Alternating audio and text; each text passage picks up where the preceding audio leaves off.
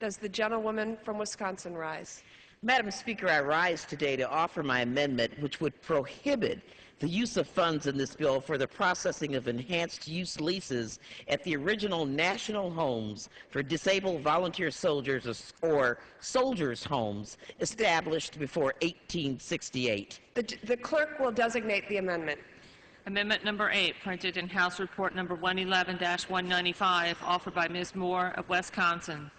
Pursuant to House Resolution 622, the gentlewoman from Wisconsin, Ms. Moore, and a member opposed will each control 5 minutes. The chair recognizes the gentlewoman from Wisconsin. Thank you, Madam Speaker. My amendment would protect these soldiers' homes established before 1868, these historic Civil War era buildings or their campuses on which they reside, from diversion from veteran activities to commercial purposes, and it would retain these national treasures for future generations of veterans, their families, and an interested public. The concept of a national asylum for disabled volunteer soldiers was first established by congressional legislation and approved by President Abraham Lincoln on March 3, 1865.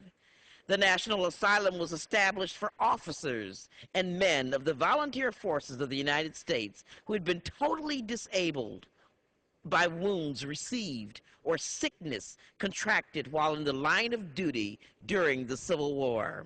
In all, 11 national soldiers' homes across the country were opened and eventually integrated into the newly established Veterans Administration in 1930. These old homes reflect how the forefathers chose to care for and honor the soldiers who fought to keep the country united as one nation. Their creation changed the nation's attitude toward the care of soldiers after battle.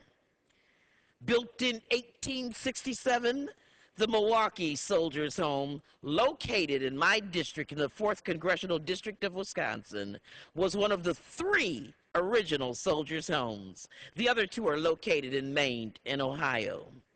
In late 2005, I learned that the VA and the city of Milwaukee were aggressively pursuing an enhanced use lease proposal that included the possible commercial development of several 19th century soldiers' home buildings located on the Milwaukee VA grounds, much to the dismay and against the wishes of the Milwaukee veterans community, who wanted to protect these historic buildings for veterans purposes.